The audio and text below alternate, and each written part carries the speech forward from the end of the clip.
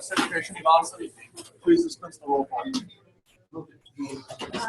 President Free, Here. Vice President Mandershans, Treasurer Mark Hurt, Here. Parliamentarian Nabar, Senator Abai, Here. Senator Adams, Senator Baber, Senator Bammy, Here. Senator Barrios, Here. Senator Billings, Senator Byram, Here. Senator Davis, Here. Senator Foss, Present. Senator Freshour, Senator Anita Gamarian, Senator Ramina Gamarian, Senator Guy, Senator Hart, Senator Hernandez, Here. Senator Jamal, Here. Senator Jawad, Here. Senator Johnson, Here. Senator Luna, Senator Martin, Senator Martinez, Here. Senator Medina, Here.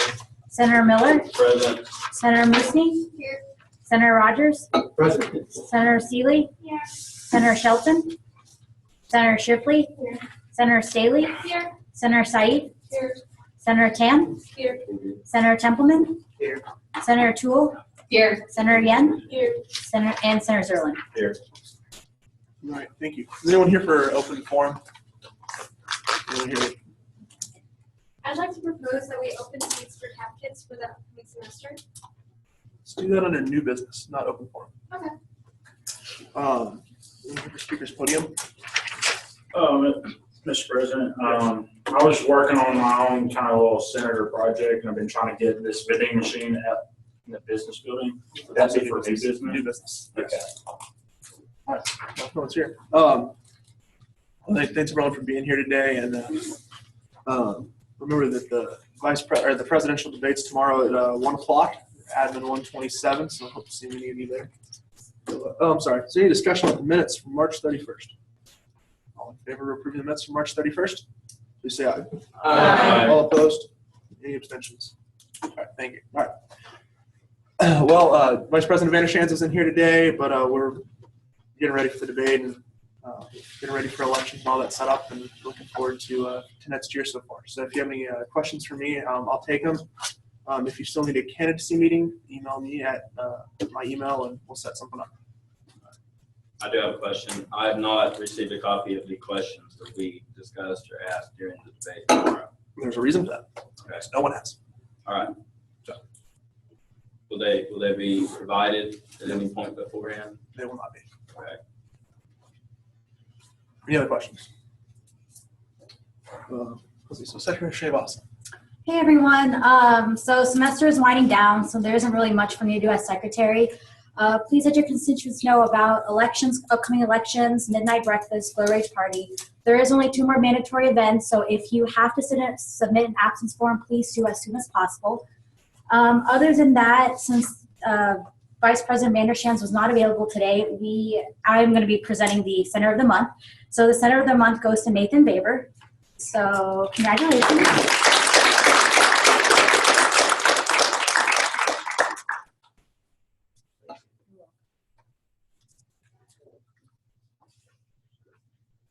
That's it. Anything else? No, that's Any questions for Secretary Srinivasan? Treasurer McCurt? Good evening, everybody. Thank you for coming. We have a lot of people here tonight, so that's good. So the Student Fee Advisory Committee is meeting with departments for the first time tomorrow. It's our first kind of, I guess you could call it a legitimate meeting. And so I'll try to update you guys throughout the process. I won't be able to share all the information just because the meetings are going to take like 2 hours apiece. But the minutes are posted online. If you Google UT Tower Student Fee Advisory Committee, it'll bring you to the page and where you can view the minutes, so you can be in tune in what's going on. Been busy setting all that kind of stuff up with Michelle Hughes, Dr. Patterson's assistant, and that is all I have. Any questions? Parliamentarian report? No? Go back to her. She's doing a task for me at the moment. Student voice reports, arts and sciences. Who would like to start? Me, I've been working on this deal. I'll get to it later on new business, but basically I've been trying to get things set up for students to where they can be able to get Scantrons, blue books, and pencils. So I'll get back to that on new business.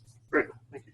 Senator First time in a long time I'm not voicing any complaints from my constituents. We just, the HPR just received an update to their computer lab, so the computers actually function, so people are very excited about that.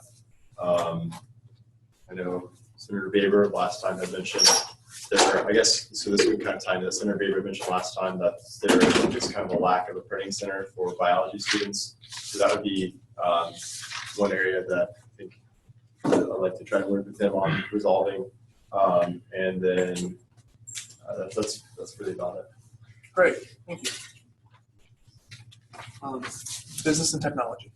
All right, so the senators for the College of Business and Technology, we went a little bit outside of our normal comfort zone this last week, and we held our first ever official town hall meeting through the College of Business and Technology. Now, we came up with this idea about a week and a half ago, so we weren't really able to get it through the way that you would normally get an event like that through. We actually got departmental approval from Dean Lumpkin, and we hosted it in business room 158 from 1 to 2 p.m. It didn't get as many people as we would have liked, but the presentation went exactly the way that we wanted it to go, and we did have a proportionate number of students to what you would expect a campus-wide town hall to probably have gotten. So I was proud of that. We had 2 guest speakers. We had Dr. Lyerly. He is the department chair for finance and accounting. He came in and gave a speech, as well as Dr. I'm going to butcher it, but Swinberger. Swinbergy. Okay, so Swinbergy. Yeah, so he came in and he gave a speech as well. Accounting, they're adding 2 new certification programs. They're adding oil and natural gas. There's 3 courses. They're also offering an internal auditing certificate program. So that's really exciting for them. They're also adding a oil and gas industry finance certificate program that's going to focus around risk management, financial hedging for oil and gas, and forecasting for oil and gas. Something really big that came up that's really impressive is they're trying to establish a business law major. So an undergrad program that's specifically targeted towards business law. Ms. Tammy Cowart is kind of the head honcho for business law in the university, and she's working with them, trying to figure out the logistics of professors in the program. Typically, they offer. Lyerly talked a little bit about how the way that their courses are offered at night. There's normally 1 course per major offered at night once a week. That's just kind of news. There are 6 faculty within accounting, and this is all my majors, so it doesn't really apply, but let me see here. College of Business Technology, we have half of the grad population, 1,000 plus grad students. There's 3 sections for the MBA program. It's 350 plus people per section. Freshman applications are up 30% for management. So about 30% of all freshman applications have seen a growth towards a management degree. The new chancellor for the UT system, I believe, or maybe it's just the business wing, mandatory leadership courses are going to be required for curriculum for all undergraduate students, and that will be offered as a Management 2300 course. So it's really uncommon to see University Core be offered as a mandatory business course. There aren't a lot of those, so that's a big deal because that's going to affect every incoming freshman. They're going to have to take a 2300 leadership course for management. University Core, all systems level leadership certification. Okay, covered that.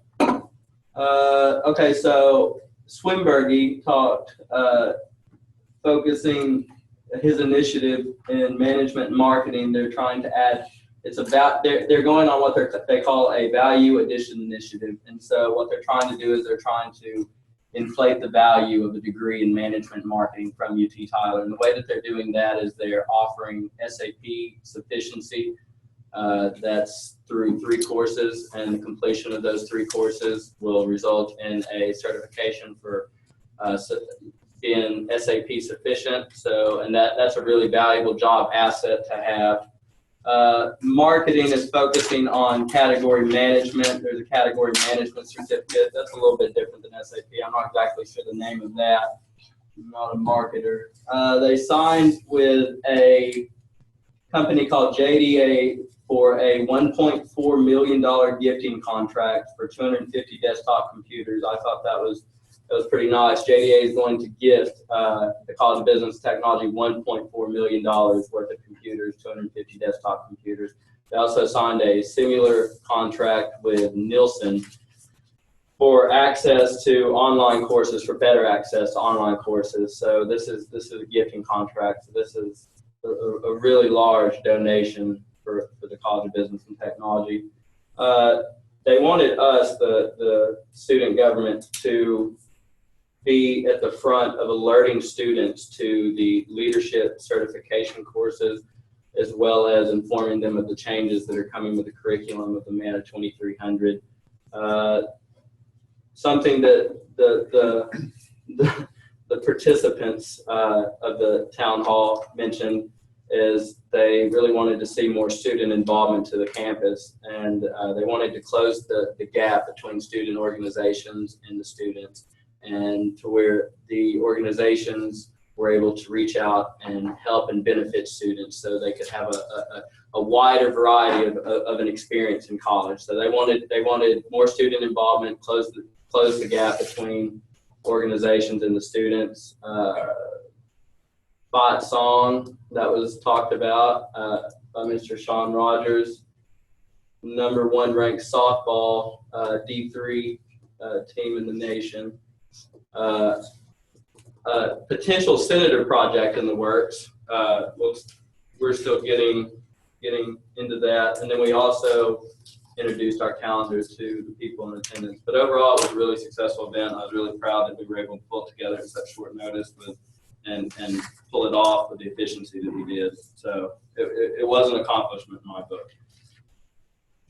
Tricia McCreary. I have a question for Senator Miller. I didn't know that there was a town hall for business and tech. Was it Zoom so I can watch the meeting? It was not Zoom. The email was sent out. We didn't have a lot of, I guess we didn't have a lot of resources to be able to provide either a live Skype feed or a recorded Zoom meeting. We could have in hindsight, but to be honest with you, if you were to approach either Lyerly or Swinburne, like they would be able to, because they ended up really just delivering a lot of the highlights of the developments in curriculum and direction for CBT. As far as, the involvement from the students, I basically summed that up. There was an email that we had the advisors send out on Monday the 4th, I believe, and they sent it out kind of middle afternoon. I would have preferred them to send it out in the morning, but the lady that is the advisor for College of Business and Technology academic, she actually had her baby. So if you know which one I'm talking about, kind of the redheaded one, she had her child this last weekend, so she was out of the office. So we got it sent out to about 1,300 undergraduate students. So, but I mean, the only problem with that is, as everyone knows, is normally whenever there's an email from an advising committee, a lot of it goes unopened. So that was unfortunate. Any other questions? Anything else from business and technology? Yeah, I talked to a couple of people. It's just a really small complaint, but there wasn't a trash can in Business 106. So whenever I talked to the dean today, I had a meeting with him anyway. I just brought that up, so hopefully that'll get fixed in the next week. On the industrial technology side, it's good to see a group of students take initiative. There's going to be, hopefully starting this as soon as possible, a new student organization group called Student Manufacturing Engineering, or SME, in cooperation with the industrial tech portion of CBT. They're looking to get that started. Also, more plant facility tours and more certifications are coming. We also discuss trying to get supply chain management as either a minor or a certificate. It's only offered as a graduate level now, so it's something that we discuss. Great. Education psychology. The education department will have a taste of culture festival pretty soon. As far as events go, there weren't any. I got mostly compliments. Someone told me that one of the love and communication psychology teachers had asked for feedback from the students on how she was testing them, just to make sure that the students were being tested right and they felt okay with it. I thought that was quite impressive. Great. Anything else? Great. Committee reports. Student life. Does anyone speak? Yes. The student life meeting was a very informal meeting because Vice President Vandersteen wasn't here. He said we're reminding midnight breakfast is April 11th, and it's mandatory from 9:30 to 11. And if anybody stay afterwards to help me up, that would be great. The presidential debate is tomorrow in Admin 127 at 1 o'clock. And we urge you to go there and listen to what the presidential candidates have to say. The Glow Rage Party is April 15th, and it's mandatory from 5:30 to 7 p.m. And that's just going to be set up, and if you can stay afterwards, that also will be great. The SGA banquet is also the last meeting, and that will be April 28th, and that's about it. Great. Any questions for student life? On the 28th, the SGA banquet, reminder, it will not be in this room. It will be at the OAC. The what? The Ornelas Activity Center. It's if you go move the X on there on the corner, go past the X on it, it's right down the left. Okay, thank you. Yes. Do you have a dress code yet for it? Business casual. Same thing. Communications. Midnight breakfast flyers have been posted everywhere, so hopefully you guys have been seeing them. They're in all campus living, dorms and residential, or dorms and on-campus living, and then all around the school. They will be put on social media soon, so look out for that. Please let your constituents know about it, so we have more people showing up this semester than last semester. Thank you. Any questions for communications? SJC. So SGA met with two different organizations this week. The first one was the National Society of Leadership and Success. We with Sean Rogers, and he requested money for food for the induction ceremony as well as graduation awards. And we did approve him for $400, the organization for $440. The second organization we met with was the Society of Women Engineers, and they requested money for a tablecloth that they can have when they have showcases. And we also approved them for about $200. Great. Yes. Fantastic. Any questions for SJC? Rules Committee? This meeting was again really short. We did some housework, and then also there was an email that was sent out with all the dates of events going out to the students, including when polls are opening. So make sure you're telling your constituents that polls are opening next Tuesday. Great. Thank you. Any questions for Rules Committee? Student affairs? We talked about getting a blue book vending machine and more with Dr. Patterson on that. So I'm interested to see what Senator Barrios has to say and where he's gotten with it. We came up with the question that we submitted to RADA for the green fee, and that's really what we did. Great. Any questions for student affairs? Residential life? Okay. We didn't talk much. I met with All Network today, discuss about opening up the little shop in front of RV Deck for outdoor adventures rentals. And so right now we're at the phase where we're going to request promos for the space. And we're going to start hopefully cleaning up soon. And hopefully next week I'll make a presentation to request funds from the project lineup. Great. Thank you. Yes. When were y'all wanting to shoot to start? Let me rephrase that. When were y'all shooting to have it open? As soon as possible, if possible, end of this semester or possibly during the summer. I do know, I found out this morning, y'all been talking about it, mentioned it. I found out this morning that there is a camp, I believe it's either Project Lead the Way or Concrete Canoe. They're using that hut for a nursing station, or first aid station. And so, if y'all do start on this one, on this summer, or before the summer starts, as long as it can be used for a nurse station during the camps, should be good. That's like a week before finals, right? Concrete Canoe, this is throughout the summer. Oh, it's during the summer, okay. All right, yeah, I'll make sure Be mindful when y'all look into the proposal Right. and that start dates. Okay, yeah, I'll make sure that's it. Thank you. Thank you. Business campus. Nothing has come to this campus this week. Thank you. Is there any old business? Senator Rogers. Motion to discuss the Student Veterans of America Conference. All in favor of discussing the Student Veterans Conference, please say aye. Aye. All opposed? Any abstentions?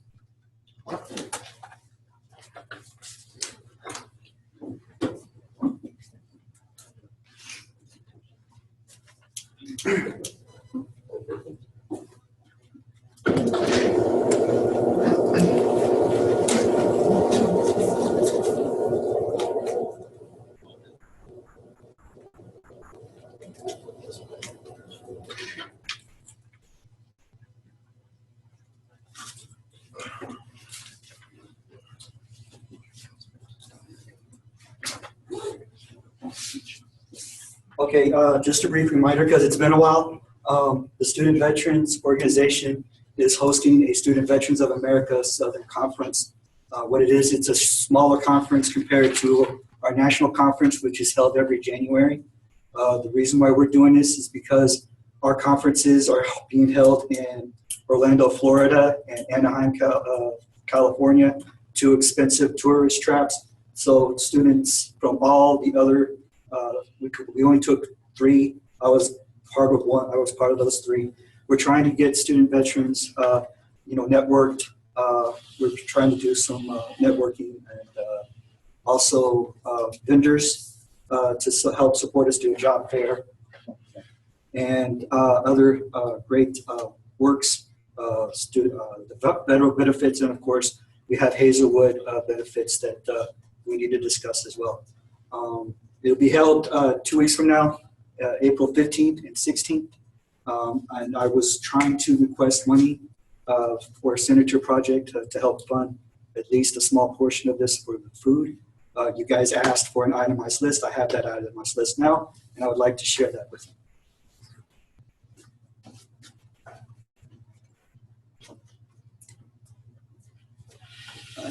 So I broke it down. It's mainly for our food and drinks that we'll be providing for our student veterans that show up.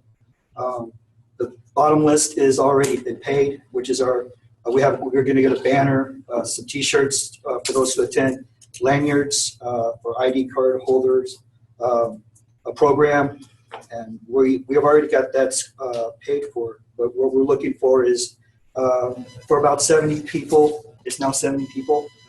Food and drinks. As you can see here, we're going to be using Fuzzies. We're going to be using Stanley's, Airmark, Walmart, and the diner. We would like $1,000 to help fund this, but this is up to you. Is there any discussion? Senator Barrios. I'd like to, in my opinion, I guess I'd say that I fully approve of this, in my opinion, and I think you should get as much funding as you can possibly get, just for what you need, and so I just speak for this. Senator Martin. I just want to say thank you for bringing an itemized list and not just and working on it and doing everything that bringing it back to this. Senator Staley. What is the total cost of what is needed to be performed?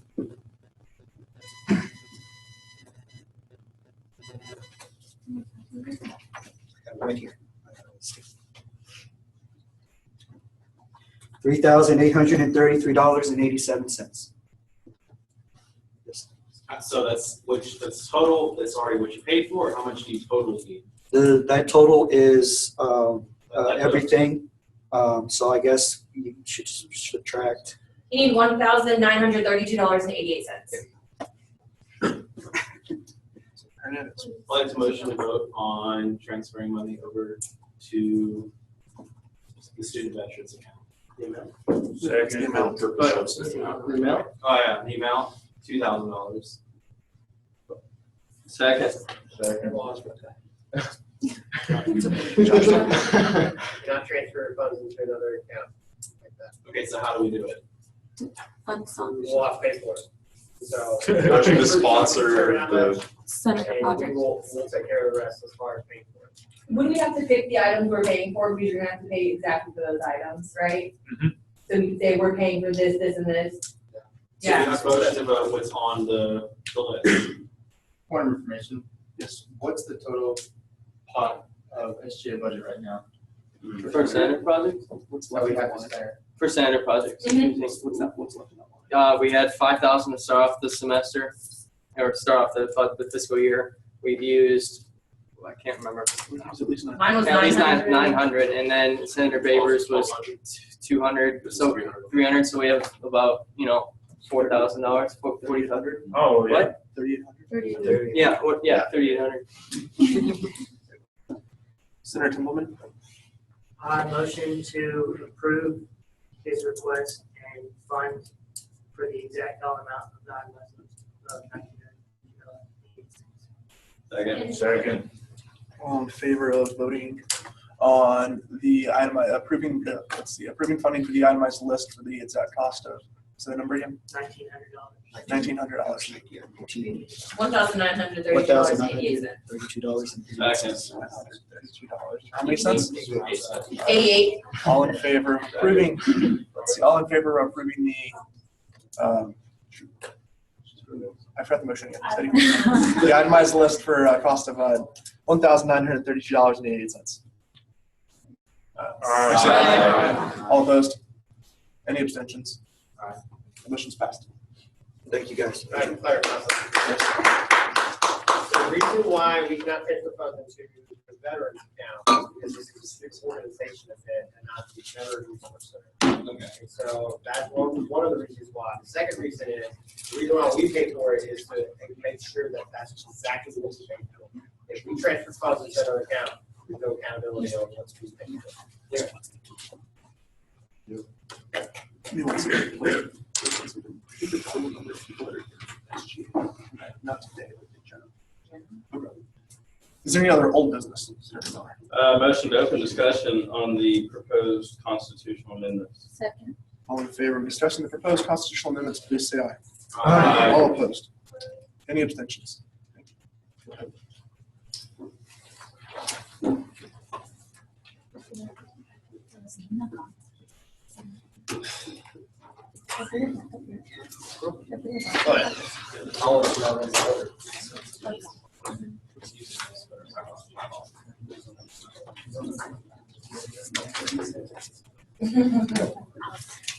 You're at the switch. Any of those.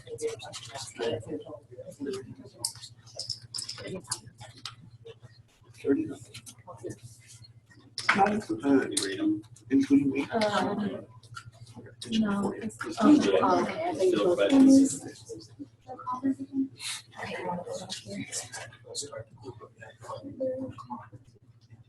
Yeah.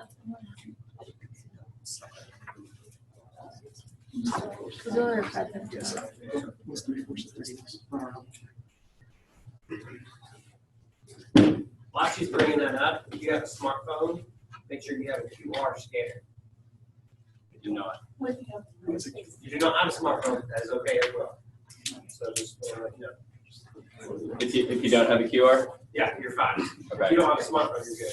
But if you do, you should download a QR app for this moment, and then you can delete it. But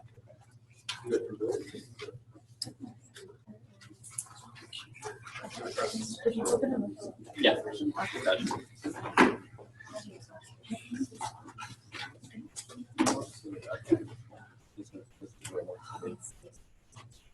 If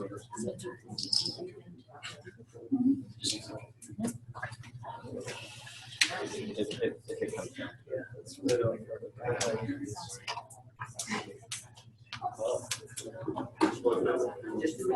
Have you been?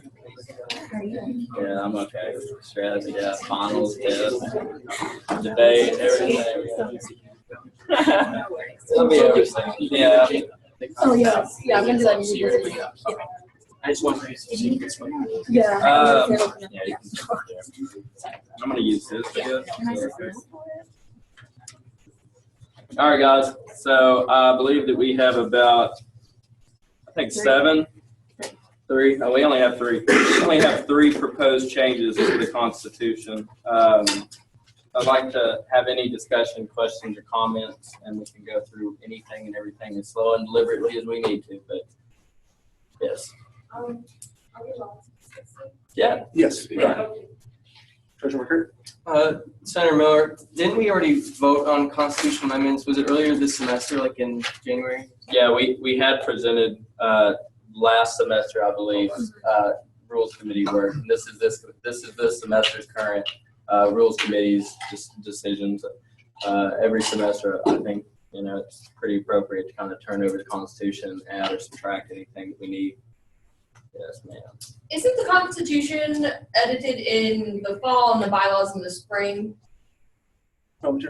It's suggested that we do that, but I don't think it's specified anywhere that we need to do it like that. But in the past, they've always done it that way. Okay. Yeah, and honestly, I believe that it says where in the bylaws, or is it that anybody can propose an amendment to the Constitution at any time. So that's for the bylaws. That's for the bylaws. Okay.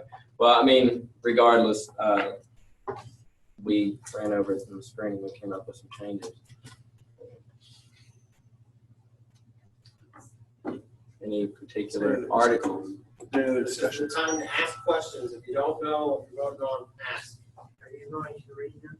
Yeah, you want me to? Yeah, can you read them, please? Yes. Okay. Can be those.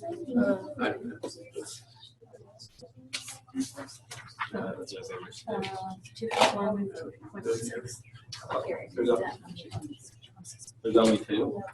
There's two in the first one.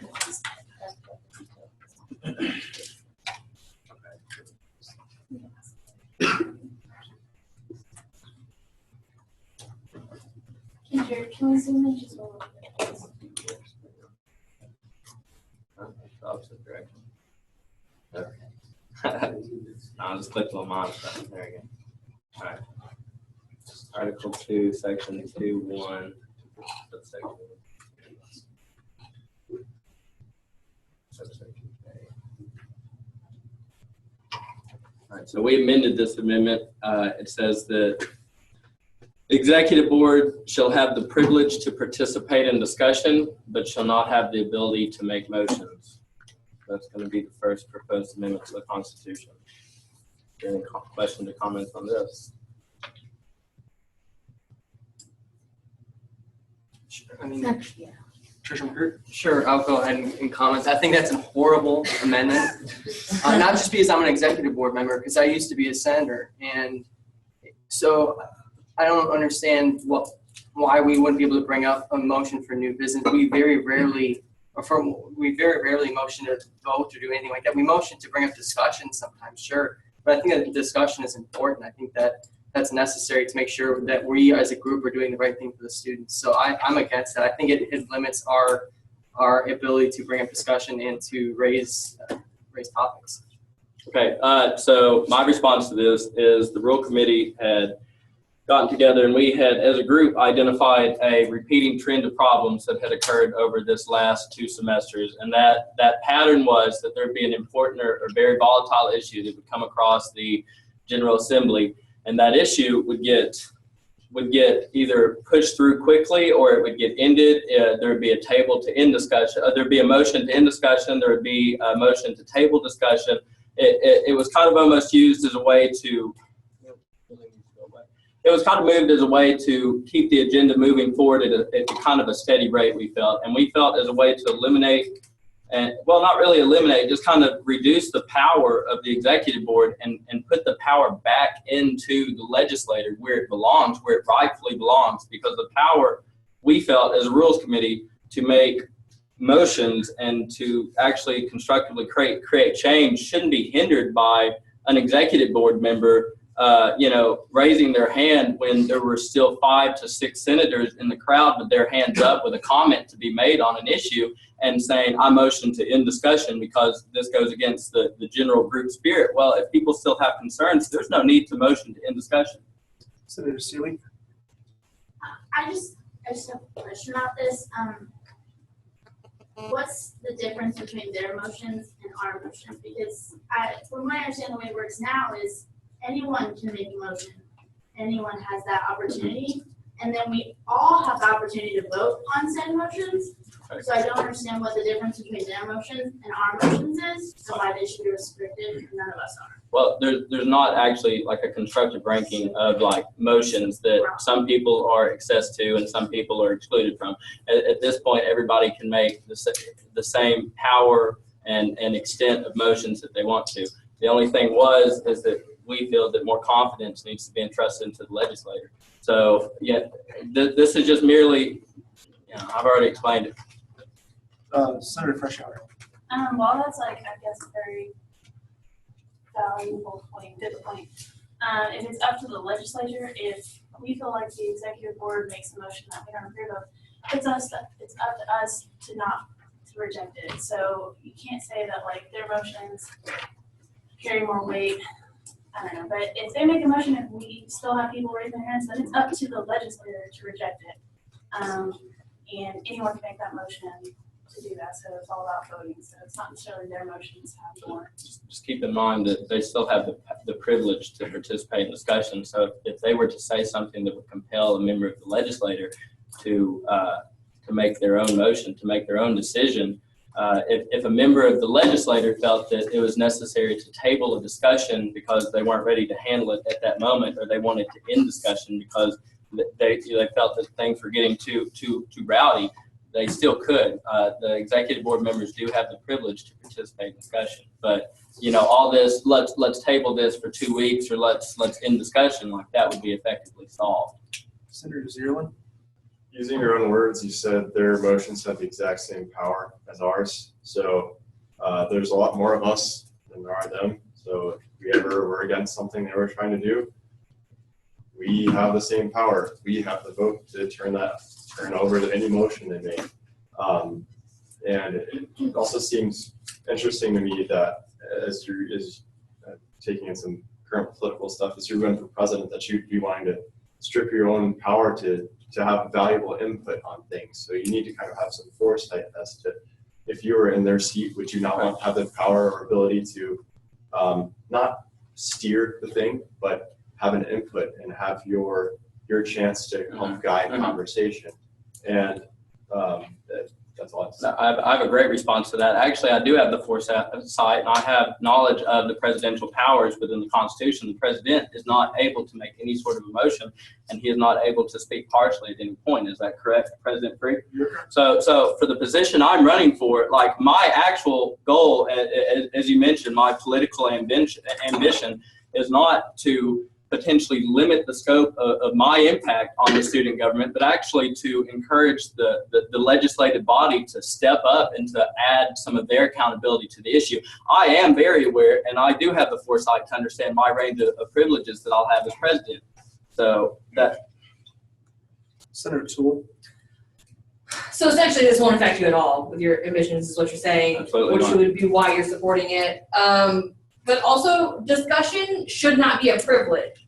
Discussion is something that is our right to do as a Senate, and so to imply that they have the executive board have the privilege to do so, I think is kind of farce. And also, we way outnumber them. Like, there is no instance in which they can make a motion that the Senate can't shut down. And I know that there's been thoughts or conspiracies that the deck was stacked, but I mean I disagree against that, because everybody still has their individual right to vote, and there's nothing bad happens to me if I vote against what other people believe, and nothing good happens to me if I vote for it, because I'm voting in the best interest of graduate students, because that's who I'm representing. And I don't think there's any it doesn't make any sense to say the executive board can't do this, but they can still discuss, because that's just an unnecessary part.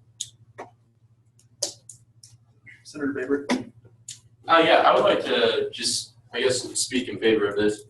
I've had no dealings with this at all, but looking at this now, I think this is pretty wise, because I'll say that coming in last semester as a freshman senator, this being the first time in here, that it was pretty confusing about things. And there's honestly something that happens called groupthink psychologically, and that's where if you don't know the rules, and honestly, if we follow Robert's rules, this really wouldn't be much of a problem. But unfortunately, we've not followed Robert's rules all the time in here. And that's basically that there's open discussion still, that we should be going to all the questions. But members of the executive board that have called end discussion beforehand, that's not really lined within the spirit of Robert's rules. So literally what this kind of would do, I think, is make the body more cohesive. It's not so much executives versus the body and kind of balancing powers, but it's if the executives want to move along with something, all they need is a senator that's going to present a motion. And there's plenty of us in here to do it. If it really is that the voice or that the student body, or sorry, the General Assembly really doesn't care about the issue or whatever, they can overturn the motion or they can continue the motion. But I don't think that this is really, it's just kind of like a roadblock. And if you really want the same objective, you just have to kind of go around it and keep going. And it really shouldn't slow things down that much. I think the heart of it, I think, is good. And so I put my support to it. Senator Floss. That was a good word, Nathan. That prepared some things for me. I wanted to ask two things. They're simple. I wanted to first ask Jared if you're kind of comfortable where you're at. You're answering all the questions. You're giving great responses, but you said this was a group.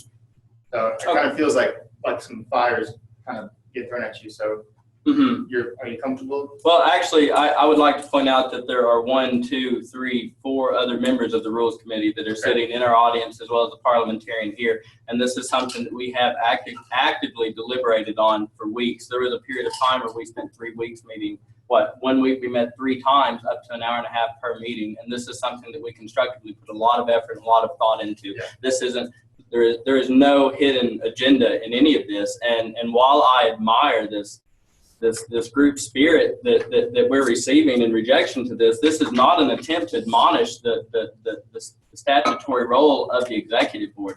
This is merely an encouragement to the abilities and to the responsibilities that get put into the hands of the legislator. And unless you're running for an executive board position, first of all, this encourages y'all's growth and development. This isn't going to stunt the progression of the Student Government Association. This isn't going to do anything, just as Nathan Baker had said. If this is really something that somebody wishes to walk around, they do have the ability to do it. The main point of this is just to keep from ending discussion prematurely or tabling issues that, plenty of people still have their hands raised on. Like, I know that this was a very big issue in multiple instances that we've had. Part 2. That was a good word. Can I ask my second question? Yes. I think Senator O'Toole made me think of this. Yeah. Fresh hour. Okay, sorry. Is the appropriate time to reject a motion when we put it to a vote, or can you speak out and say, I reject that? And is that automatically in the motion? This was the issue that I had brought up on the Senator Barrios's motion to approve a proposal for the green fees tuition. Sure. And I felt that was being made in an undiplomatic manner that didn't really allow adequate discussion. And as it turned out, even though that motion had passed originally and my objection to the consideration of the motion was completely ignored, when I brought it back up and held accountability to the parliamentary procedure, it got rescinded clearly, and that required a 2/3 majority. So 2/3 of y'all, when we took a step back and we looked at it, and we said, wait a minute, like, we weren't going by the rules that we were sworn in to uphold. Wait a minute, we need to go back and do this right. So I think y'all definitely acted responsibly in that act. And, yes, you can at any point reject the consideration of any motion, but the knowledge of the power of that motion has to be known by the people that are responsible for upholding it. And, so really, I mean, this was, so that's what I have to say to that. That answers it. Thank you. Senator Gillen? The second point I'd like to make, you're talking about representing the students. Every single person up there has been elected by the entirety of the student body. It's not from an individual college or department or housing facility. They're all chosen by the students. There's no, you can't say that any of them were appointed. And I don't see how someone who has been chosen by the entirety of the student body should have their right to make a motion stripped. That's just a question. A hypothetical question, I guess. Rhetorical question.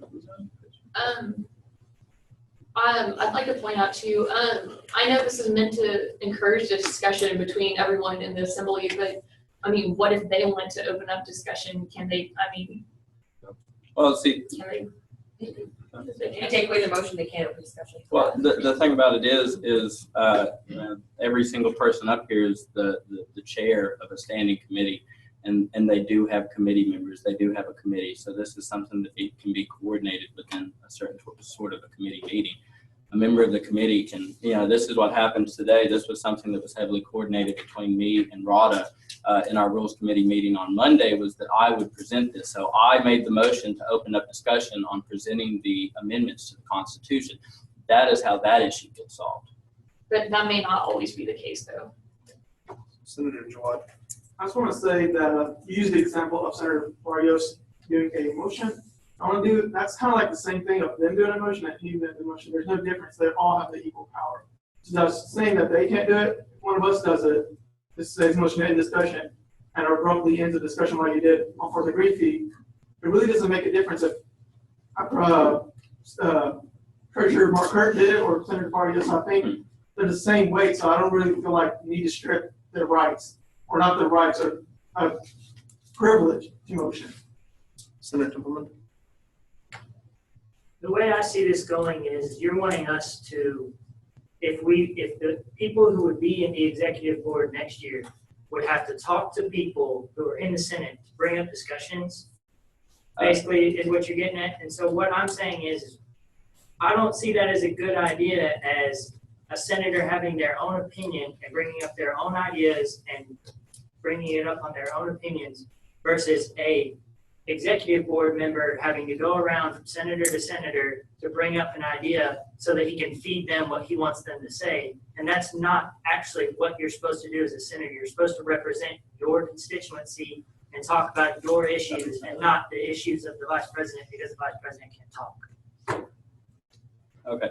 So in my response to that is it only takes one person to open up a motion. And I don't know if anybody else noted this point, but with the tuition increase and the fee proposals, we didn't have a single student come in and take advantage of our speaker's podium or our open forum. And we're in a position to where we're delegating on the lives of literally thousands of students, 8,000 students. We're delegating on their existence at this campus, both financially and academically and involving student life. We're making these decisions, and we don't have any responsive statistical sampling to uphold any survey of interest from our constituents. As you say, we're here to represent our constituents. There should be encouragement to be filling up the open forum sections. There should be encouragement to be meeting quotas weekly, to have people come in for speaker's podium, not just people from a certain sports team or a certain, there should be goals that are set for the senators to say, hey, we need somebody from OHAL, from the freshmen, from arts and sciences, from business and technology. We need somebody to come in and take advantage of this open forum section, because we're coming in here just 30 people and trying to represent 8,000 without having a single person come in and say whether or not they agree or disagree to anything we're talking about. And so it only takes one person to make a motion, but at the same time, like, encouragement to y'all, like, if all like the important things are being pushed through by the executive, and like I said, this is becoming an issue where I'm just taking the torch on this. And as I said, we approved this. There are 4 other members of the Rules Committee that are present that voted this in just as equally and heavily as I did, and agreed with my sentiment. I'm reflecting a group sentiment, but I'm using it in my words. And the fact that we are not having a statistical reference of the students that are at this campus come in and speak on issues is embarrassing. How do you think, how are we proud of ourselves as senators? How do we have confidence in our ability to make decisions if we're not getting relevant input from the people that we're affecting? Senator Seeley. Going back to the issue at hand, I'd like to propose this question to anyone on the Rules Committee. Is it possible that during a General Assembly, that an executive board member, people who are more well versed in how this institution should be run and the rules and the purpose and the actions that we're supposed to take. Is it possible that during a general assembly, something should come up that should be talked about, and like a motion to open such a discussion is not made and hinders our ability to follow the process better? I'm just wondering if that's something we thought of in this process for rules committee in general. Anybody else? Senator Moran. Okay. I'm also part of the rules committee. I honestly, I the opening discussion part, I don't think I fully thought that over when I was thinking about this. But also, the idea behind this was the same idea why the president can't make motions. It was to just fully put the power into the legislative board and make sure that all of the ideas that are coming up and all the ideas that are ending is because we wanted to, or we thought up that idea. We wanted to. We're representing our constituents, and we want to make sure that we're passing or not passing things because we are fully finished talking about it or not talking about it. Senator Hernandez. Okay, so I'm also on the Rules Committee. This amendment is not going to hinder them from doing procedural issues. So if we're doing something wrong, it's not like they cannot motion to stop something, procedurally wise. Correction, they can't make a motion. Well, not a motion, but they can still fix things like stop. How am I supposed to say it? If you're trying to make an incorrect motion, they can still say, okay, that's incorrect. Is that what your question was? Yeah, well, that's the parliamentarian's job. Right. So it's not like we're stripping the entire, the parliamentarian can always speak up. Yep. Okay. So I'd like to make a motion to move.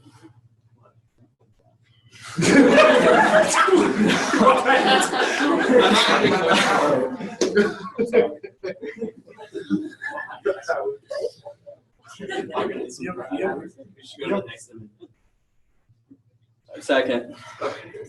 Well, I gotta make it. Remake the motion. Okay, I'd like to make a motion to move to the next amendment. Okay, I need a second. Objection? Okay. Object. Second. Okay. Objection. All in favor? No, you get clear. All in favor of those, All in favor of the objection to the motion, please raise your hand. All opposed? Any abstentions? That objection is passed. So now you can motion. Senator Zealand? Going back to Senator DeMarian's discussion of the power of the executive board, the purpose of the president not having the ability to make motions is because they're there as a facilitator for conversation. They're the one who is supposed to be picking everybody. And if you feel like the president has gone out against something you just said, then you might not feel like you're going to be picked. And that's why President Free and the president before him have not had the power to make motions in that sense. Treasurer Marker is not the person who goes through and holds votes on things. And neither is Secretary Srinivasan. They're here to, just like we are, represent their student body. And I feel like if we remove that power, then we're just further, I guess, we're not doing our constituents and the rest of our student body a service. Senator Templeman? I honestly think that the reason behind the amendment is to keep them from closing discussions early, like you just did. But you can't. If that's the issue, then I don't think this is a big enough thing to put in a full constitutional amendment just so that the executive board can't in discussion when the entire Senate would have to approve it, like we do every single time. There's 30 of us and 5 of them. Okay. So if you want to overrule them ending discussion prematurely, then it takes 15 people, 20 people. I don't think that's warranted to shut off the executive board from creating discussion. Hey, was it one? All right, so I just want to point out the discrepancy in what you just said. We didn't actually create the motion. We just added. We added this part. that part up there. So that, but shall not have, so that's what we added. We actually didn't create that motion whatsoever. And as Romina was talking about. Point of information. Okay. What you created was you seconded a motion to prematurely end discussion, which is what you just said you were trying to accomplish this feat. See, people still had their hands up to speak in discussion, and you seconded a motion to end discussion, which is why you said we should put this in there. Okay. Right, but effectively that motion was made. So if I'm receiving what you're sending me correctly, I put that the executive board shall not have the privilege to participate in discussion. Shall have the privilege to participate in discussion, but shall not have the. I believe that motion was just made by a member of the legislative body. I'm not saying that. Well, no, I heard. Order. I don't want to go in a back and forth here. We have other people that talk, but can I just respond? Can I clarify, Lisa? I'm saying that if you think it's such a big deal to end discussion prematurely, then that we have to have this amendment. We just proved that we don't need it by Luke Moss's objection. He just objected to ending the discussion prematurely, and we passed it. That is exactly what should happen every single time someone tries to prematurely end discussion. So I don't see why this is relevant or necessary. And that was what I was trying to point out. Senator Barrios. I think Senator Templeman has brought out a lot of good points. I've been listening to everybody's points, and they're very clear from Senator Templeman's idea, because the president doesn't have to go behind the senators and try to get their ideas out through the senators. That kind of creates a way to conspire if he has to work harder, which is ridiculous if he has to work harder in order him to make motions. So I think that kind of creates a conflict of interest in that area, but also Jared and Muhammad are right that it is a privilege to make motions. Like, we have to be, students at the university to become part of this body for right now until the GPA gets moved up, and then there'll be more of a higher privilege. Privilege is interchangeable for the word power, because not everybody has the right, not everybody has power. You know what I'm saying? Privilege is interchangeable with the word power. So that's why he was saying that. So that's where I stand on that. The case going back, let me take just a second here. The case going back, well, this actually refers back to what Romina had said. And I'm going to make the assumption that everybody's read the Constitution. I mean, why else would you be here if you hadn't? In the Constitution, the executive board's granted administrative powers, as they should be, administrative powers. Power of decision. The legislator serves as the arbiter for any final decision. The legislator has the power to produce and provide senator projects. They have access to a budget that is provided to every single one of all of us that still we have the ability to create projects. The executive board, through their segment of Article 2, responsibilities of the executive. I believe that's the title, just executive branch. Duties of the executive board. So they have administrative power. They have the power to operate our finances. They have the power to be the chair of our standing committees. They have the power to shall serve as the interim general assembly between the last day of spring. They have those powers. That they're administrative powers. We have the powers to access student initiative senator reports. We have the powers to create change. It should be our powers.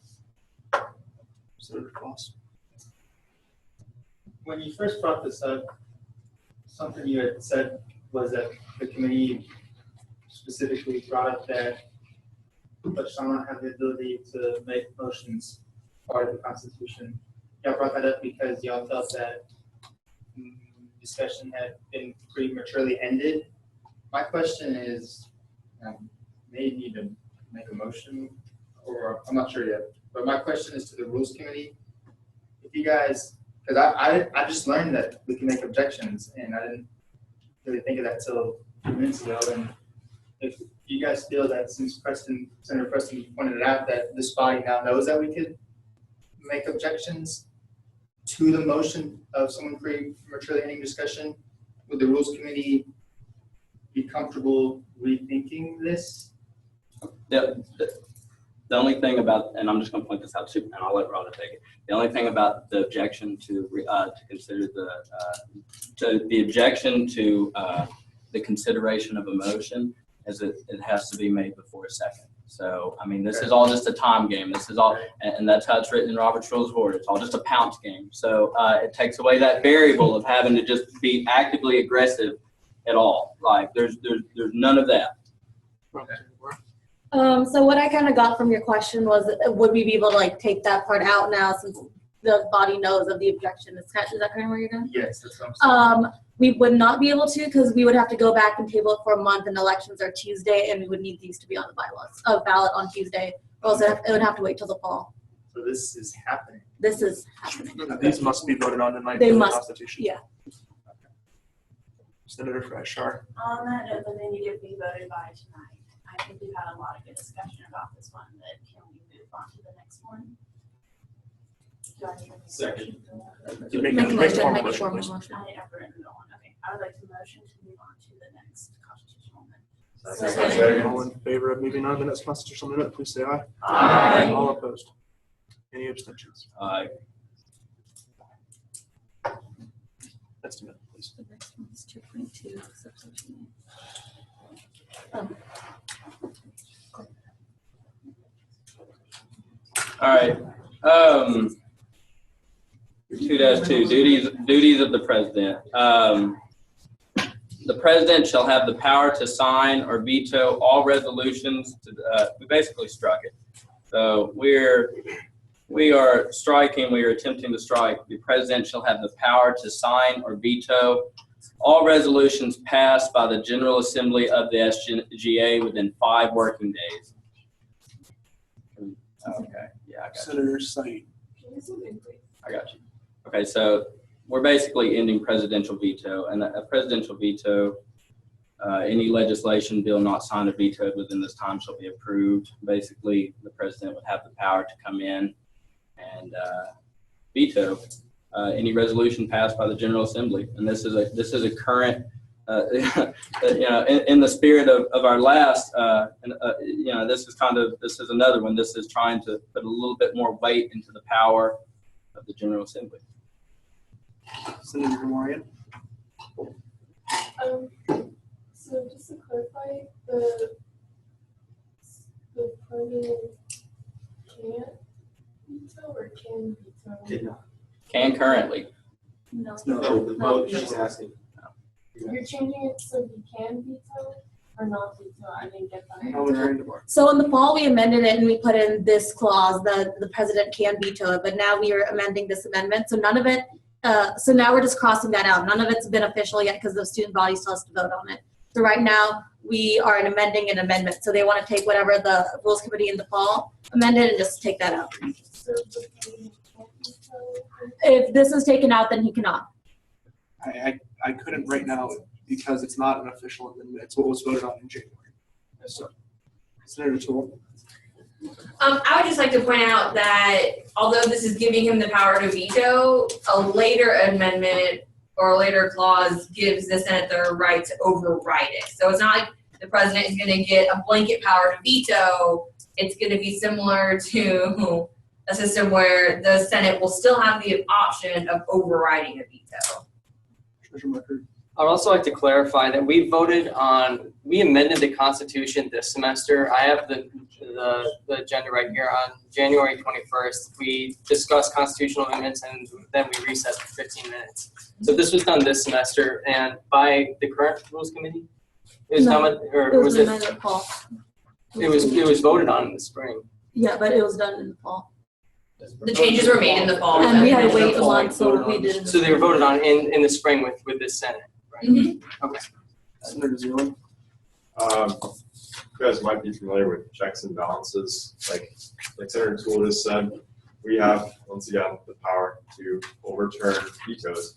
If it's something that is that important for us and that we're that, I guess, fired up about, we can all overturn that. We've done 2/3 votes before. Like he said, we had a 2/3 vote that overturned something. So we can clearly do it again. So this just kind of, to me, makes sense because it's just part of the process. And a lot of people are always trying to compare us to other entities and other forms of government, saying that we don't follow proper rules, that we don't follow proper procedures. This is a fundamental part of democracy, checks and balances. And this would then unbalance the scales again. So, Senator Baker. Just a quick question. Are you saying, do you agree with this amendment or you agree with the original one? I agree with the original amendment simply because currently, like we all know, he has no power to make, and any future president has no power to make any motions. He doesn't really drive a discussion or add things to discussion. He's here as a facilitator. This would be the one thing necessarily that he would have, he, she, or whatever, whoever our next president would be, would have a power for like legitimate input on votes in GA. So. Senator Baker. So I would like to point out something kind of interesting here. So basically with the earlier amendment, we had the executives losing power, and this basically is taking power away from us. And I'm sensing that people were more in favor of this amendment when really it benefits the body with the previous amendment to vote for it. And then people are wanting to keep that the president gains power, and we have only really, if we want to do anything, we have to have 2/3 of the vote. So, I mean, I'm not about being with self-interest, but if you are going to have self-interest as a senator, it really does not give you any benefit to vote for the original, which we passed. And by the way, I was the only one, I think, that spoke up about that. Because we came in the first day and we had, these are all these amendments, I think we voted on 11 or something, we passed all of them. And that's an example, I think, of groupthink, that you have obviously a hand of the executive board in some of these amendments, which then causes people to think, well, you know, I don't know if I want to be the only one that stands up and says something, because maybe it's not really that big of a deal. And you just kind of go along with it. And I also think that people are newly elected, you know, they don't really want to stir the boat or stir the waters that much. So I'm personally in favor of getting rid of what we passed in January, because I don't think everybody clearly thought about it. Because that actually we reduce power, and you know, none of us are paid here. We're volunteering to do this. The executive board is at least being paid, which I think is fine. They're working, so that's great. But you know, if we're going to come here every week, and if we can be kicked out for 3 absences or whatever, there are just some things that I think we should be able to have a say in things and not have to do it by a 2/3 vote every single time. Senator Marion. Again, we spent a lot of time thinking about this, and the idea behind it, just so you know, is that I understand the whole checks and balances thing, but and they were trying to like replicate other democracies and things like that. But if the General Assembly passes a resolution from a 2/3 vote, we just believe that like we represent our constituents, so like why wouldn't it be passed if 2/3 of us said that it should be passed? Point of information, if it has 2/3 vote, then it automatically passes veto or not. Senator Butcher. Would be true. Would it be true, or would you have the power to veto and then it would have to be presented again for a 2/3 overrule of your veto? Because I'm pretty sure that's how it would have to go. Well, Point of order. You're correct. Okay. But a 2/3 majority would override a veto. Because I assume that's the third amendment, correct? That's the third amendment on this. It's rescinding, which would be the unnecessary. If this were to pass, the other one would be unnecessary. So you're rescinding that one as well. Well, this is a rescission. I understand that. Okay. And what I'm saying is that the third amendment, the amendment right after this is just the partner clause to this. Mm-hmm. Okay. And okay. I just wanted to ask Senator Toole just a quick question before I continue. It says that Joe Shipley wrote this constitutional amendment. You were part of the Rules Committee at that time, were you not? Mhm. Okay, so this effectively came from your Rules Committee, correct? It came from Rod's Rules Committee. But just you as a member. Okay, I was just making sure. So this is an amendment to the amendment, which that is possible. This is a rescission. We're effectively rescinding this, just as we did the acceptance of the green fee proposal. Once again, this is spirited towards if something gets passed through the General Assembly, I mean, it's pretty obvious that that the spirit of the body has spoken. If something at 2/3 gets passed, then enough people did put enough due consideration into passing it that a presidential veto. I'm thinking about a presidential veto over something that was passed with, say, a 2/3 majority, and the fact that the president would have the power to veto something that was passed through the body. And it's being supported. Senator Seeley. You're bringing up the green fee. You made me think of this. I'm sorry if this seems unnecessary, but I just think it's something that could be important. In such a case that where we did vote on something and it did get passed, pretty handily by more than 2/3 vote, like the green fee, but without discussion, wouldn't a presidential veto be something that would be useful in such a situation where we could come back and talk about such a thing again, because he would have been able to veto something that was maybe not done in the correct way? In such a situation, the actual vote would have been stopped the first time it was presented because there was an objection that was made. So in such a situation, and this was the main argument to the last section of the con. All these are relevant in spirit. So basically, in such situation as the green fee, that would have been able to have been stopped had they had the adherence to the objection actually been maintained. Had that been listened to and had the process gone through, because the only grounds for rescission that we had on the green fees proposal was the failure to adhere to Robert's Rules of Order, to the parliamentary procedure. That's how come the rescission and the veto was made by the body. So this wasn't as a result of the president needing to speak up. This was as a result of parliamentary procedure not being followed in the process. So in such a situation. I was just trying to make sure that if this decision was passed, there would be a way around such a situation. But thank you for clarifying that. Senator Rogers. So basically, to the point Senator Templeman just said, yes, most of our resolutions get past 2/3. So if we're going to do it again, if the president says no and vetoes, and then we pass it again at 2/3, it doesn't make sense if we're voting the same things twice. It doesn't make sense for him or her to veto something that most of the General Assembly wanted to pass in the first place. That's the only reason why I voted to do this, is because it just doesn't make sense. It's going to get passed either way. What's the point of a veto? He or she would then have to basically just come out and say, well, this is why I vetoed it.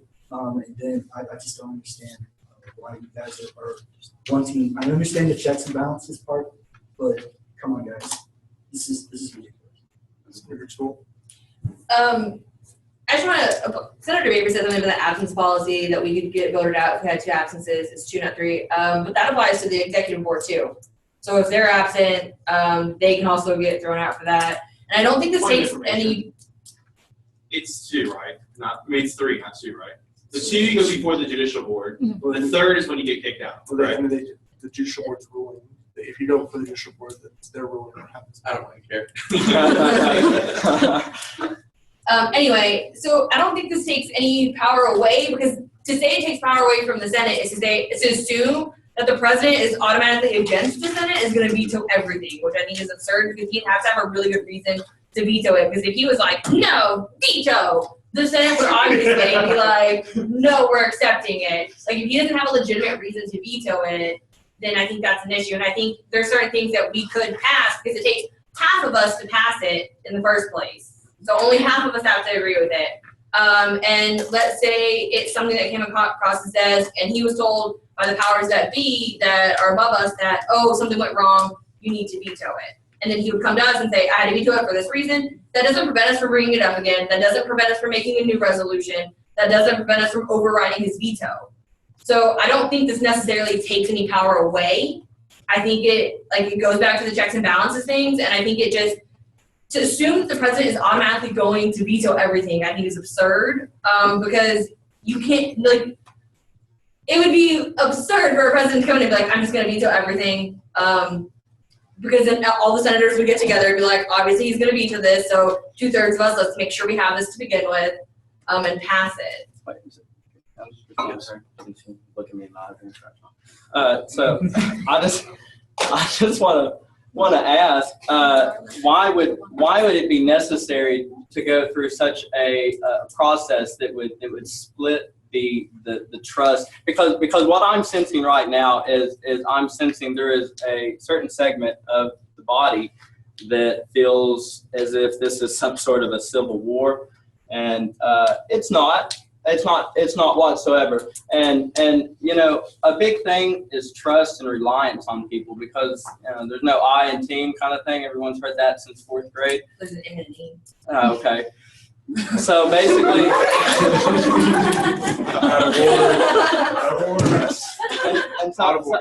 so basically, to sense that this is some issue to like undermine the legacy or the position of the performance of the current executive board, I think that the people that are back here, including Jacob that's absent, I think that they have performed exemplarily over their term as executive board members. I think that they have performed well. I respect them all as people.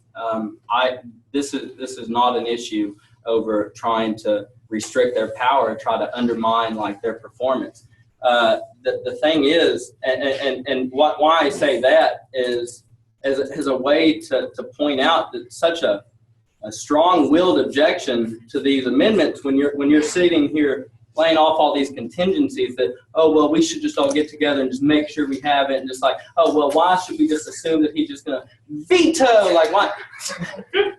Please tell me that's not like your impression of me, by the way. No, like my general impression of our president, Okay. that's what they do. It's not specific No, to you. there was a Because guy. this wouldn't apply to you anyway. There was a guy that ran for president, and he was like, "We're going to take the White House." Yeah, we all remember that guy. There are a lot of bizarre people. There was that guy, and so like what I'm saying is such a strong-willed objection to these constitutional amendments. Like this isn't that they're not a target in the first place. So first of all, it shouldn't be taken so personally. Second of all, just the process that we're suggesting we should go through in order to secure an override of a veto is unnecessary in spirit, because and I can say this because I'm running for the office. If the president has to go in and veto a motion that was made by the assembly, do you understand what I'm saying? There are very rare circumstances in which it would be necessary. There should practically be zero circumstances that would be necessary for anything other than a technical discrepancy that would force the acceptance of a proposal to be accepted by default. So the Then only why does it hurt to Point of have it? order, please wait to be called on. the only reason that we would be taking this out is just to make sure this a veto in effect, unless done because of a technical discrepancy, which that's not even a veto at that point. You have to correct it because it's legally not binding because it's not correct. The purpose of a veto is for the officer that makes the veto to say that he doesn't agree with the passing of something. So we're saying we're just and I don't have any problem with that, and I'll be on the debate stage tomorrow. Like, I don't have any problem with saying that I don't want to have the power to veto something that everybody in the assembly wants. And I don't know. This isn't an attack against anybody. This is saying that this is common sense stuff. Like, why would you can overrule something because of a legal discrepancy, but you shouldn't have the power to veto something off of opinion if the majority of the body have approved it. So that's my response to your comments. Senator Zierman. So I've got a couple comments. So first, I was mentioned earlier that the majority of our votes are passed by 2/3. So why would we want to veto things? Because they're going to all be passed by 2/3 anyway. That's kind of the logic used. Well, it's a fallacy of logic because there can be instances where things pass by one person. That is not 2/3. The president could easily veto something like that and cause people to reconsider and rediscuss something. And point of information: the original. You're wrong. The original article right here says all resolutions passed. Resolutions require. Okay. Is it a? Yeah, resolution. That's not one person. That's not one person that passes a resolution. In no way they can get a motion through. But no, you're incorrect in the fact that this is resolutions passed. Anyway, so that's point number one. Point number two, we keep talking about how this isn't stripping something away from anybody. Once again, like if we're going to pass something, we're going to pass it. Like if we have the 2/3 that's required to pass a resolution, sure, it's going to go through. If it's something that's really important and you don't agree with it, you can vote it down and you can talk to people. You can hash ideas out with them and be like, well, maybe those people are on the fence, or maybe the people who abstained from voting didn't have a completely formed opinion yet. It gives them an opportunity to form that opinion. And maybe it'll be passed by 3/4 next time, or maybe won't be passed because you'll have 50% vote. So this is just a way to, I just follow the procedure you're always harping on, the American procedure, the procedure of democracy, and it's just part of the necessary checks and balances of any office. Senator Faber. I would like to say that this is no way at all reflective of an American form of government. There is no, out of all the states, there's one state, Nebraska, that acts as a unicameral legislature. So you have only one body, and then you'll have an executive, that's the governor. All the other states, all other 49 states, you're going to have the executive, What if and we're then you have talking about the House. federal government? Federal government is the same way. Yeah, but the president, I'm not discussing government. the veto power in general, and the veto power, like President Obama, President Bush, President Reagan, they all had the power They to have veto. veto power, but there's a House and there's a Senate. Exactly. There's a three-way division of power there. Point of order, can you guys please, I know this is a really heated discussion, I guess, but wait to be called on. So there's a three-way division of power It there. shouldn't be a back and forth. Address the body, don't address the person. That's the way it should be done. Okay, all right. I mean, you're more than welcome to continue talking. Yes, it's a three-way division of power. This, if you can look at really no other state, the legislative systems, other legislative systems like this, these are like false, like dictatorships and stuff. Honestly, that's what we're looking at right here. Okay. Now, I'm not insinuating that this. Honestly, I think there are probably other universities that do use this system, but this is a very strong, like executive, power-friendly system that is not displayed in your democratic states here in the United States or in the Republican democracy of the federal government. Okay, so I honestly don't know why this is such a hard thing to get around, that the executive should not be having power unless there's another legislative body to check three ways. It's simple math. It gives him 2/3 majority power. Okay, now maybe we pass it by a simple majority, but you know what? Then there's only like a couple votes that are determining the majority. And then you very quickly can have only the executives getting through whatever they want or whatever. So that's worst case scenario. Yeah, you know what? Honestly, this semester, we've been having almost unanimous votes, which in that mind, that kind of makes me a little suspicious. Like, I don't know a group of people. Obviously, now we're disagreeing, but we've not always been disagreeing, so something has changed. I think that's because people are more friendly to speaking up now, honestly. So this is not representative of American democracy. I think we should get rid of the whole amendment, and that's why I spoke against it originally. And I appreciate the fact that the rules board came up with this. Senator Marion. Okay, I have like a few points, just by hearing everyone and everything. And I just wanted to say that like this discussion actually makes me really excited to hear everyone's like voices. Like this is why I joined this group, just because I wanted to hear like everyone. I know everyone here is like really intelligent. So for everyone to be speaking now, like I really like enjoy it. And I also agree with Nathan a little, like the beginning of the semester, last semester, there was a lot of unanimous votes. So for us to be speaking right now, like we should be really happy. Like I'm really happy. And to go to what the senator said earlier, did she say that I'm sorry, I forgot your name. Senator Toole. Did you say that 2 absences and we can vote them out? Is that what you said? Do you want to clarify? So the judicial board is their own branch, and basically how we had set the absence policy in the spring is 2 absences, you'll go to judicial board. They'll talk to you and they'll kind of get your side on it, and then they'll, whatever decision they decide, I think it's either 1 additional absence. Either they excuse the absence that they have, they dismiss the senator, or they grant a 3rd absence. So the policy states that if their absence is granted and it's occurred, the senator's on that. So we, as a General Assembly and Executive Board, we don't deal with that process. It's all judicial board. Okay. Thank you. And another question I had was, if the president vetoes, can the president even the president can't even open discussion about why he vetoed? So how can you ever tell us why you vetoed? I give a report every week. You do? I give a report every week. Okay. Point of information. Yes. Is it not true that the president could appoint the vice president to be the speaker pro tempore and then step down and then get up and speak as a senator and the well? I believe. That's true. I believe it's a genuine, yes. So that's a way they could do it. Point of information as well. This amendment of the amendment shouldn't be sandbagged just by the consideration of the absence policy. There are a lot of other things to consider with this amendment.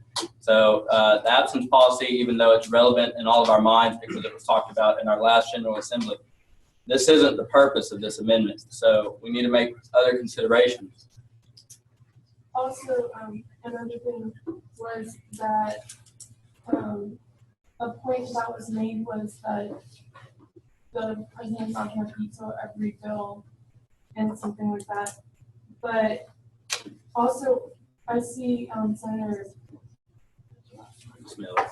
Miller point on why it's not really necessary if there's already 2/3 vote that we would go through another 2/3 vote. Because we should be all about efficiency, and I also understand the side that if there is actually a major problem, the president should probably veto it. If he sees a major problem in the Senate and us just agreeing or something, then yeah, he should veto it. But at the same time, I see the efficiency thing. So maybe hire the majority vote after the president vetoes it, because there should be some reason for that veto, and for us, there should be some reason in that process. It shouldn't just be the same 2/3 vote. It should be higher at least, or something, or just take it out, because there should be some efficiency in that process. And then also, just to say that, earlier you said that you want more spirit, but the objection here is not really attacking anyone. So I just wanted to say that there is a lot of spirit, and I'm really happy, and you should see it right now. So, because earlier you said something about people are just objecting, but I think that's conversation. No, I'm gonna have to address me. Yeah, so I'm sorry. Yeah, I really didn't mean to insult the spirit of the body. I think it's great everyone's speaking out. I was trying to make a point. I guess it was convoluted, that this isn't a reflection over any internal motivation. So I wasn't trying to insult the spirit of the body. Senator Templeman. So I just want to clarify this. When you have the 2/3 veto and it's not a balance of power between 3 bodies like we were talking about earlier, that the 2 bicameral Senate or the bicameral legislatures, that's not how the American government system works. It's a 3-way checks of power between the legislative, the executive, and the judicial. When a president vetoes a motion passed by both houses, it goes back to the Senate where it gets overruled by 2/3. That's exactly how it would work here. We have one house that would overrule a veto. I'm pretty sure that's the way it works. The way House Representatives to the Congress and then to the President. So there's 3 levels there, right? So House Representatives. Well, no, well, it goes to the Senate. It goes to the Senate. Congress is one body. So if from the House of Representatives to the Senate to the President. And so right here, we pass, we speak as one, and we pass a resolution passed, which requires more than one person at 50 to 2/3%. And so it's just one two-step. And so it can either be signed or it can be vetoed. So there's three levels that it would go through in the United States. But as far as every other effective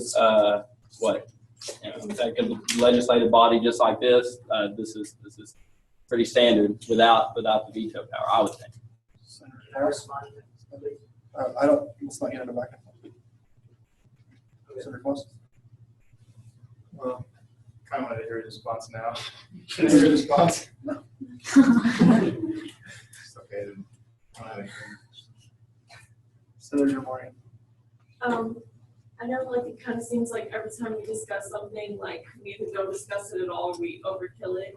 But just as my last point, if you think about it, like if we all agree on something, there should really be no reason for the president to veto it. And if it is a procedural thing, we would have to like rescind it anyways. You know what I'm saying? If we didn't follow procedure or something was wrong, like just like with the green fee, we had to redo that because it was a procedural mistake. But the president had nothing to do with that. A senator brought it up and said there's a procedural mistake, and we had to revote on that.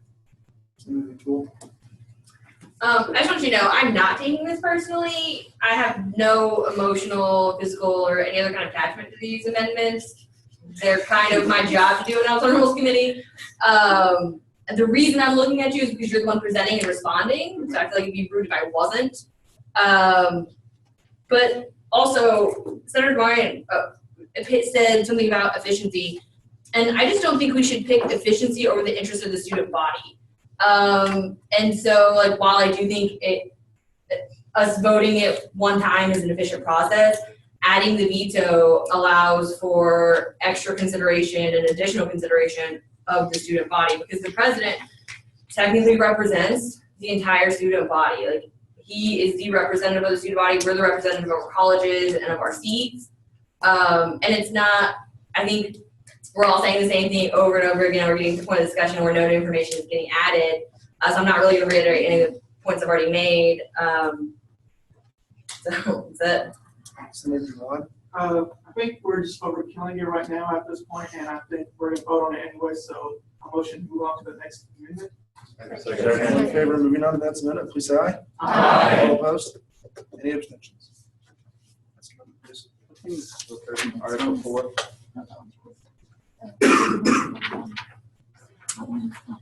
This third. Yeah, that was just the sentence. Okay.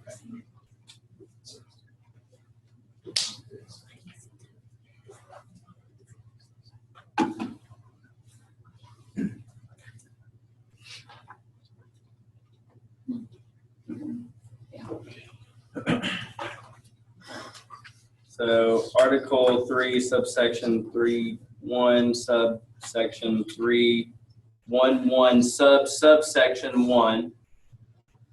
We included that, let me make sure that I'm leading into this correctly. There's that little bar. Okay, any senatorial appointment may be reversed by a 2/3 vote of the assembly.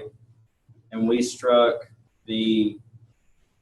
have the power to overturn a presidential veto by 2/3 majority vote. So we added that. So I'd like to say on the ballot, this one and the one that we just discussed are going to be coupled together because you can't have one without the other. So I don't know if we still need discussion on this because they will be the same thing. So point of information, so you're saying that it'll all be one vote? It'll be one vote for both of them. Okay. Correct. Thank you. And also, if the first one stands, this one can get rejected. This one cannot get rejected if the first one stands. So in accounting, we call that a performance obligation. So if the first exists, the second can or cannot, but if the second exists, the first one has to as well. Senator Tool. Make a motion that we move on to the next one. All in favor of moving on to the next minute, please say aye. All opposed? Any abstentions?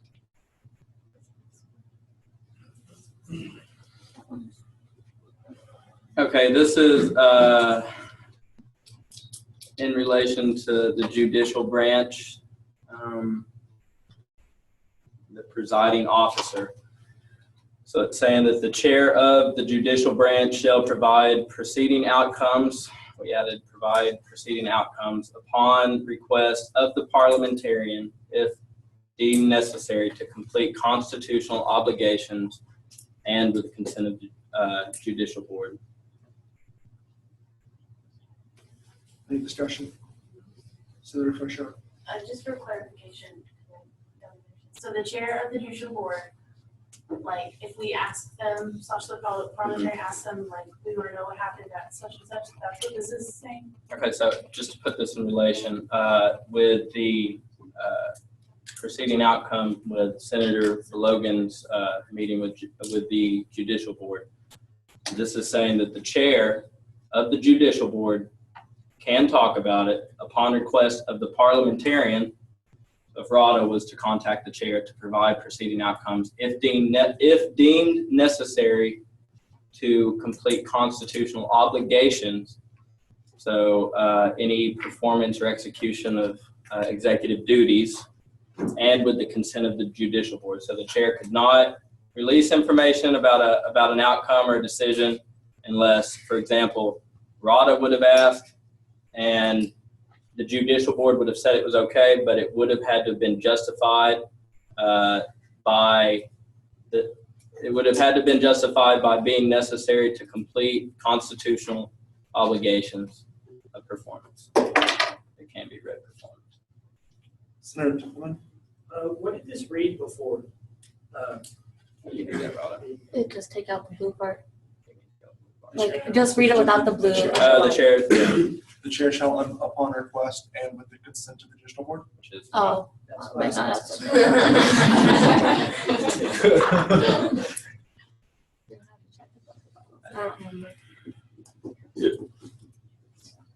Senator Dwight. Actually, before it had something, I think it was like kind of similar, but it had, it didn't say the parliamentarian part, and it said about the, what's that person called on the judicial board that, Chair? the chair's person or something, what they call it? The chair. I think it's the chair. I think could release information and we gave that to the parliamentary. The purpose of this one was just to keep whatever happened in the judicial board meetings more private. So like not all information about like what was happening in the meeting was just going to be released to everyone, basically. Senator Rogers. So to read what it said before there was amendment, it said the chair shall, upon request and with the consent of judicial board, provide accurate information regarding proceedings. Can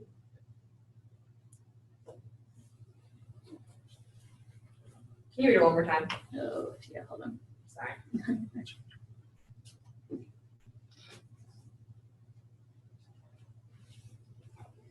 The chair shall, upon request and with the consent of the judicial board, provide accurate information regarding proceedings. Senator Dwight.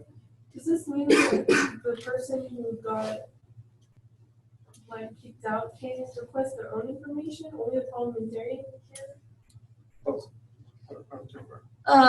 Well, wait, repeat your question. Like if they just wanted, like, is this a paper thing? Like, is it on paper? Is that what it is? So immediately after their meetings, like I know this because I'm a liaison to the judicial board. So immediately after the meetings, the chair will send out an email to the, either she'll tell them in the meeting if they're in or not, and if they didn't show up at the meeting, she'll notify them and notify me. This way I know whether or not to tell Secretary Srinivasan to take them off the roll call. So the person in the judicial board will know, or in the hearing will know, and then I will also know so that they can be off the roll call if needed. Senator Tool. I think the way it was originally stated made the chair refer to the president, And in this instance, are you referring the chair as the judicial board, or, because I think, because there's a chair of the judicial board, but technically the president's the chair of this meeting. This is the judicial board section, so I'm assuming it's the judicial board. Okay. Okay. How did you come to the conclusion that it was referencing the duty to? The president is referred to as the chair of our General Assembly. Okay, but this is okay. But this is the presiding officer of the judicial branch, so of the judicial board. So it's saying, I think maybe there's a. Well, if the way it was originally read, it's the chair with permission of the judicial board. So that could have been, Alex could have now talk about it with permission of the judicial board. Well, but I understand what you're trying to say. You see what I'm saying? Yeah. How would the chair have been able to have provide? Okay, can you read it one more time? The chair shall, upon request with the consent of the judicial board, provide accurate information regarding proceedings. Okay, so the chair, unless he was being informed, which she's the liaison to the liaison. Okay, thank you. Been saying that wrong for a while. So the chair shall provide the information. Well, the chair, if referred to as the president, wouldn't have that information unless it was released, and it wouldn't have been released to him in the first place, because this is saying. I think you're misunderstanding what I was saying. That's one way to interpret it. The way it was originally was written was the chair of the judicial board cannot provide the information unless she or he talks with their committee. So they have to get the committee's permission first before presenting the information to the officer, which is. I mean, the parliamentarian is supposed to be the liaison from the executive board to the judicial board, so I don't see any reason why she shouldn't be the person, or he or she shouldn't be the person to ask this. I really don't think we should meddle with other people's businesses when it comes to their, what that had to go through with the judicial board, so I don't see any reason why this is really altering anything other than just making it a better wording. So I think that this is a good idea, I guess I'll say. It just keeps things running where they're supposed to be. It just adds it adds one more step of control in the upward chain. So this inserts the upon request of parliamentarian, and it also inserts the if deemed necessary to complete constitutional obligation. So you have to be able to justify it. As Rhoda was saying, for example, to inform Divya to take somebody off of the roster. That would be an example of a constitutional obligation. But what is being added is the extra step of control to have the power to be obtained by exclusively RADA. So that's the point, exclusively obtained by RADA if deemed necessary to complete constitutional obligation.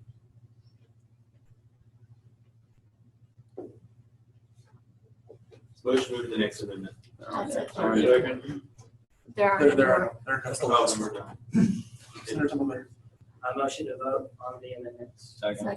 All in favor of voting on the amendments, please say aye. Aye. All opposed? Any abstention? Let's get to vote on it. Can I get a raise of hands of people who won't have a QR code and or need a paper ballot? So only 3 people? Okay.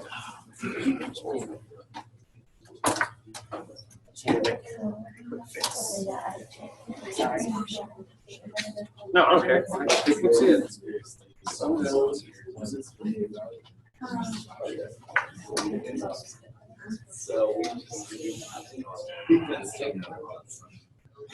This is how it's supposed to look? Yeah. So everything was right except this was not.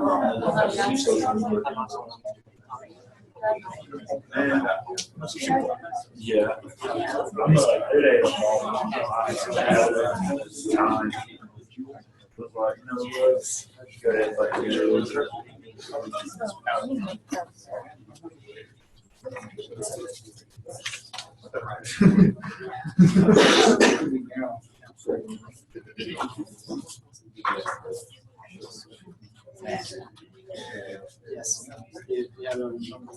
We're waiting for that. You have yours.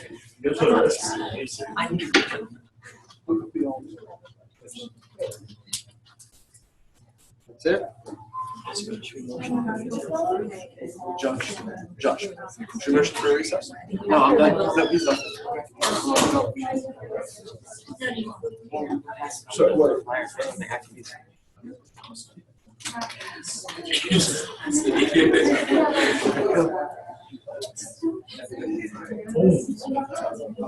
Okay, so I decided to do something a little bit differently because the bylaw votes took way too long last time in the meeting and my actual office time on the following day. And so I wanted to test this out to see how it would work to do an electronic voting. This would also, I had some concerns. We didn't have last week a satellite senator, however, we do now. And so that would also address how do we count their vote when they're absent. And so I wanted to do an electronic vote to see how it would work. And so we're going to test it. And so I counted earlier, there was 32 there's 32 senators in here that could vote, one left, so now we're down to 31. Per the Constitution, since we're talking about the Constitution, you have to have 3/4 of all elected members. That's how it reads.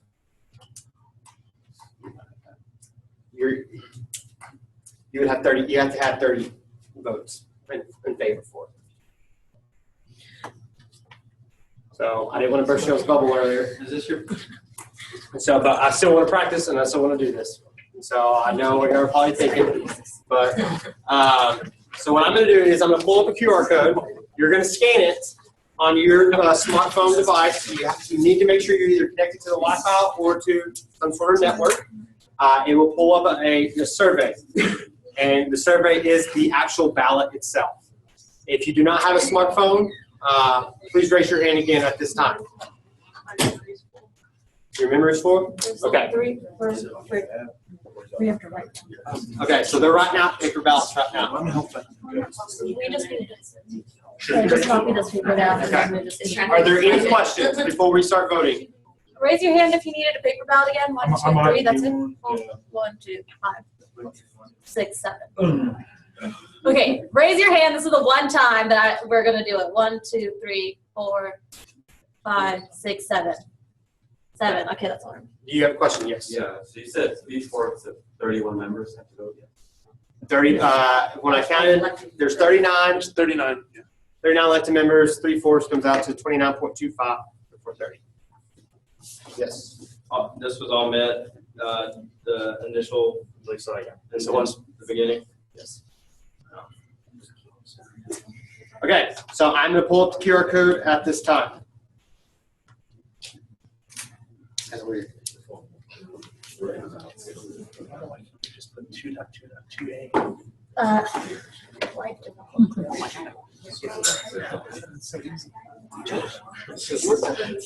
Performing their administrative powers.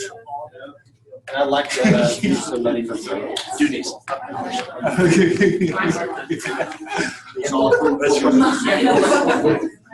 It's close. You should have 4 questions. Oh, worked. Sweet. Technology, man. I won't take it again, but it pulls it up. There we go, Sam. Did you finish?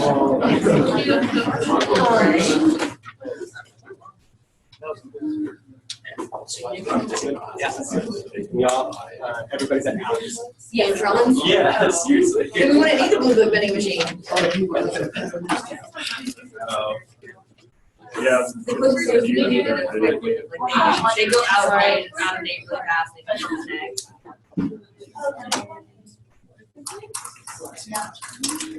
The volunteer students in that game. You're good. Just keep it on. I get children. I get children to stand it. I'm not someone here. I guess we're close. I love it. I guess the teacher could print it out and pass it out to everybody.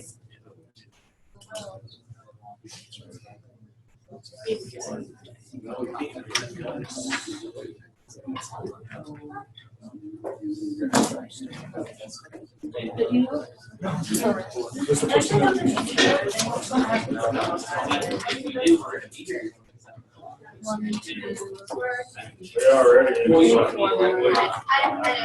So, like the bylaws. Yeah.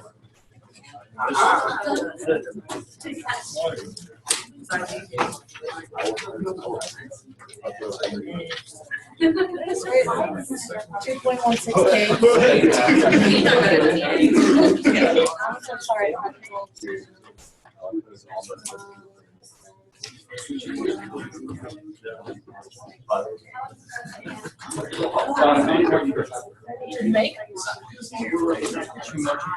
Yeah. Because it's of elected, not like more. I think those three need one. What? Yeah. Seriously? 2 minutes.